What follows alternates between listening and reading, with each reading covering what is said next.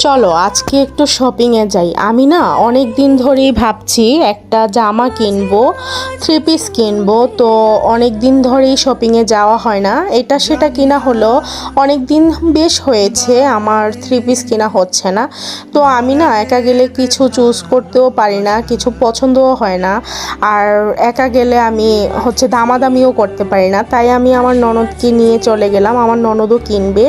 আচ্ছা, তোমাদের কি এমন হয় যে বাসায় যখন থাকো তখন মনে হয় যেন এটা কিনবো ওটা কিনবো, কিন্তু যখনই মার্কেটে যাই তখন কিছুই পছন্দ করতে পারি না, কোনটা রেখে কোনটা কিনবো ঠিক তেমনটাই হয়।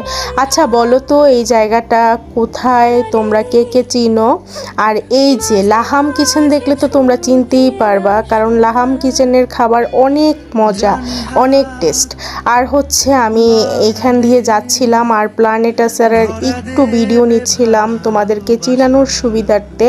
তো এখানে আমি আর আমার ননদ চলে আসলাম সেই দোকানটাতে, যেই দোকান থেকে আমরা থ্রি পিস কিনি।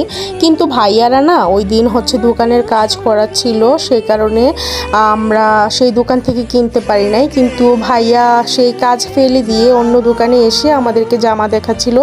ভাইয়াটা খুবই ভালো। তো আর আমরা ওই দোকান থেকেই সবসময় জামা কিনি। তো এখানে না জামা দেখতেছি বাট পছন্দ করতে পারতেছি না। তো অবশেষে অনেক কষ্টে পছন্দ করলাম। তো বাসায় এসে তোমাদেরকে দেখাচ্ছি আমার জামাটা। এই যে দেখো, এই কালারটা না আমার বেশ অনেক বছর হবে পরা হয় না, সে কারণেই একটু নিলাম আর কি। তো এটা ছিল ওড়নাটা, তোমাদেরকে দেখানোর সুবিধার্থে একদম কাছ থেকে দেখাচ্ছি। এটা ছিল সালোয়ারের কাপড়টা, আর এটা ছিল জামাটা।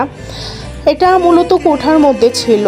তো জামাটা আমার কাছে বেশ ভালো লেগেছিল, তোমাদের কাছে কেমন লেগেছে অবশ্যই কমেন্ট করে জানাবা। আর জামাটা কিন্তু সুতি না, দেখো হালকা পাতলা, এটা 4 পিস টাইপের। তো জামাটা আমার কাছে খুবই ভালো লেগেছিল, সে কারণেই আমি তোমাদেরকে খুলে খুলে দেখাচ্ছি। বিশেষ করে আমার ওড়নাটা খুবই ভালো লেগেছিল, সে কারণেই আমি জামাটা নিয়েছি। আর এখন আমার ভাগ্নির খুবই ক্ষুধা লেগে গিয়েছে, বাচ্চা মানুষ মার্কেটে গিয়েছে, আমাদের সাথে ঘুরেছে। তো তাই তাকে আমি একটা নুডলস সিদ্ধ করে দিলাম, সে খেয়ে নিচ্ছে। আর আমি একদম নুডলসটা ভাঙি নাই, তো সিদ্ধ করেছি আস্তা, সে খুব খুশি হয়ে খাচ্ছে। আর এখানে আমার মাথা ধরেছে, আমি একটু চা খেয়ে নিলাম। তো আমার ননদ চলে গেল বাসায়, আমরা খেয়ে নিলাম। তো তোমাদের আজকে আমার ব্লগটা কেমন লেগেছে অবশ্যই জানাবে। আল্লাহ হাফেজ।